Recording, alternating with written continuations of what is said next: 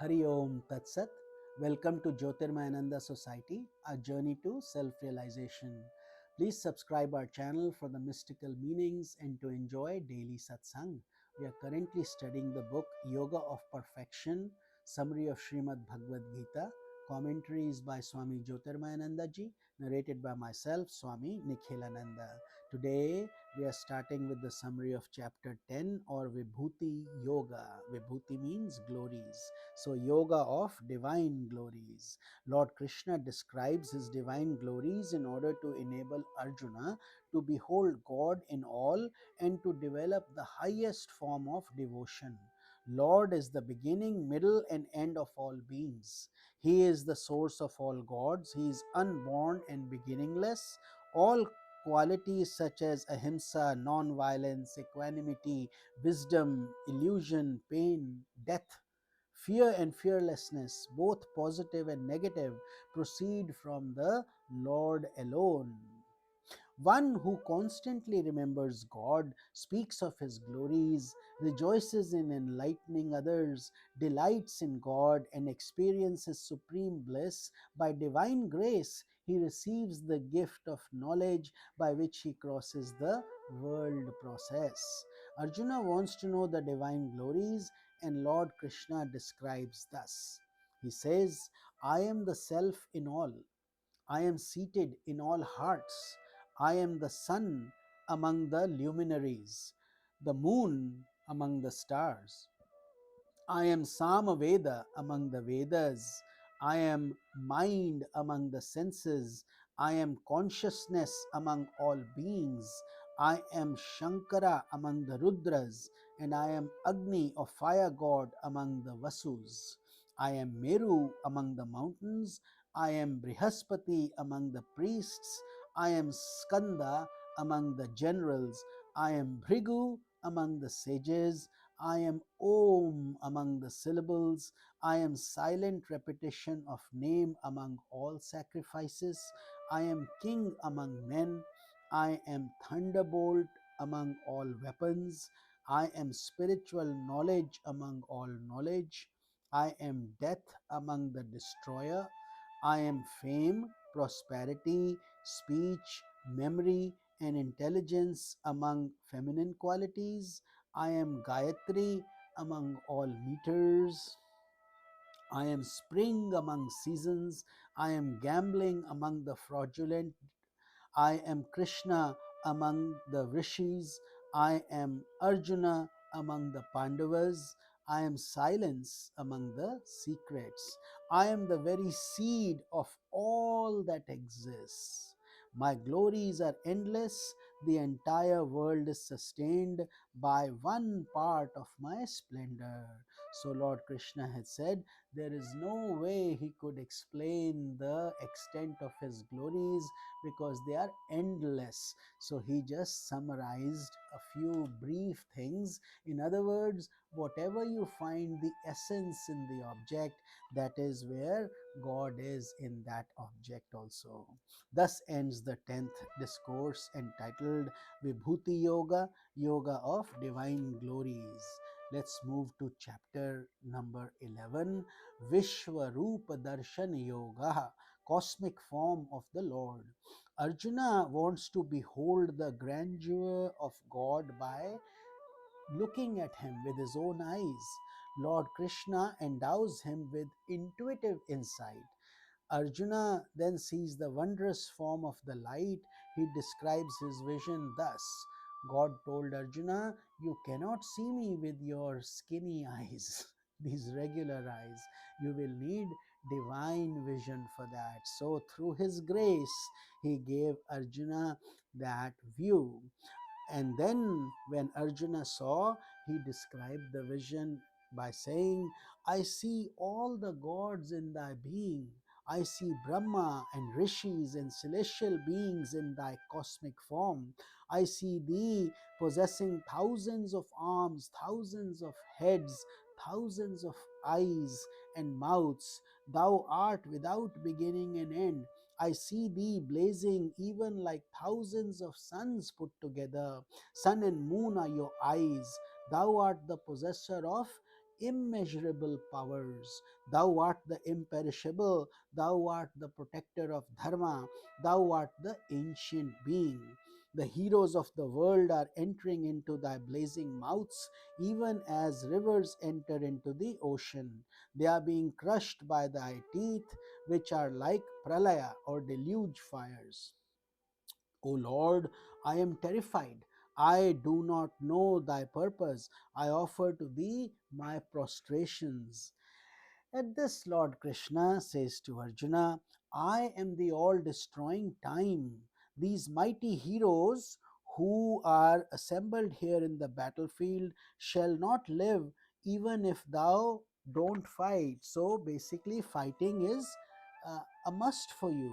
Therefore, stand up, conquer these enemies of thine. They have been already killed by me. Be thou a mere instrument. Fighting here represents doing our duties. Duties is our battle, and we cannot shirk our responsibilities. And that was the guidance that Krishna was giving to Arjuna also.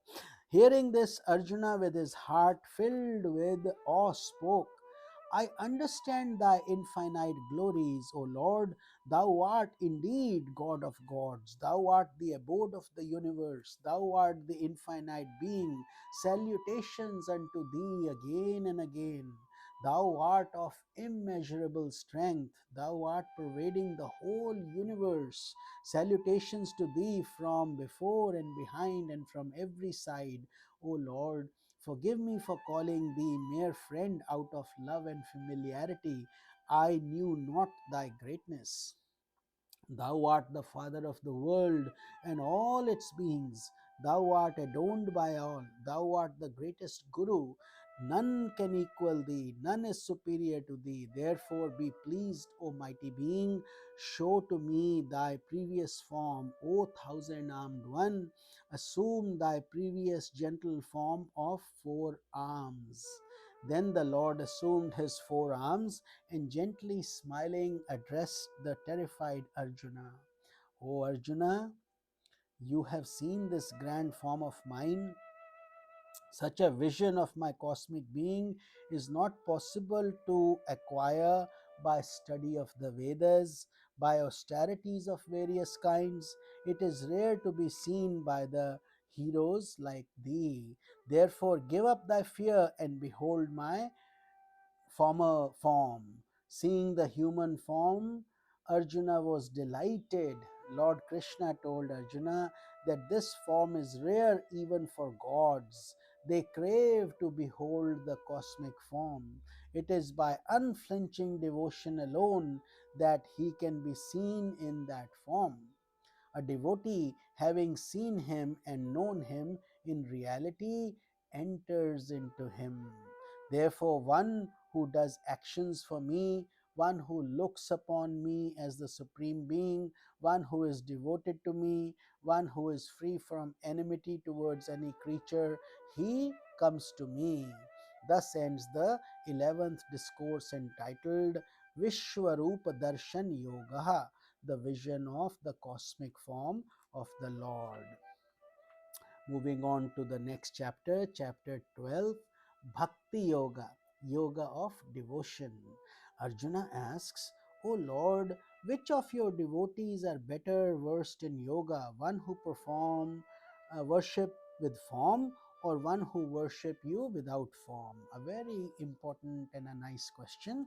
So Krishna answers, those who worship me with form are better, because it is not easy to fix the mind on the attributeless absolute.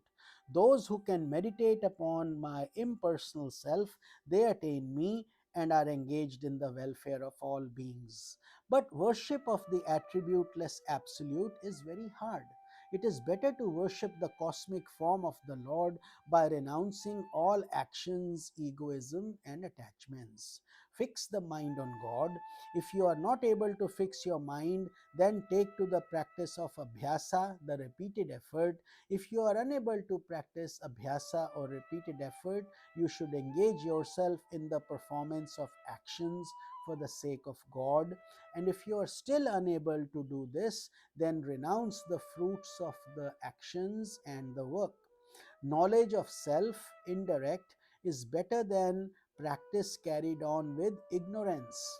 Better than indirect knowledge is meditation, and better than meditation is renouncing the fruits of action.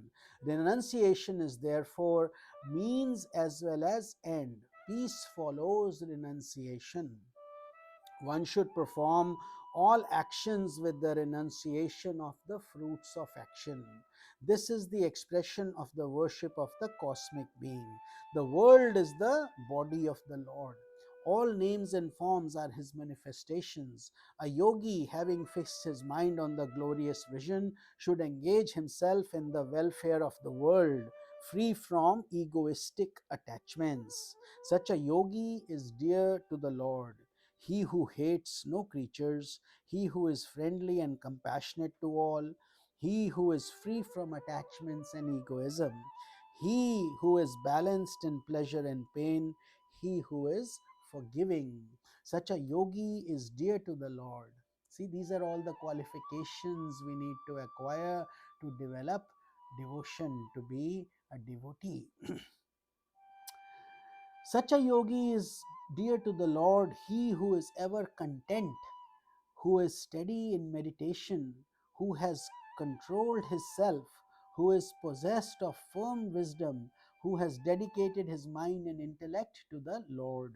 Such a yogi is dear to the Lord, who is not agitated by the world, nor the world agitates him.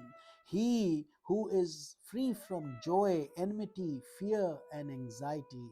He is dear to the Lord, who is free from expectations, who is pure, indifferent, unagitated, who is free from egoism and attachments. He is dear who is same to friend and foe, who is same in honor and dishonor, same in cold and heat. Whoever applies this state of devotion becomes dear to the Lord. So, as we can see, these are profound qualifications that take us closer to God, but they take time. We have to be patient and do them gradually.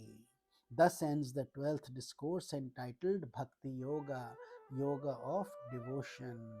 Om Namo Bhagavate Vasudevaya.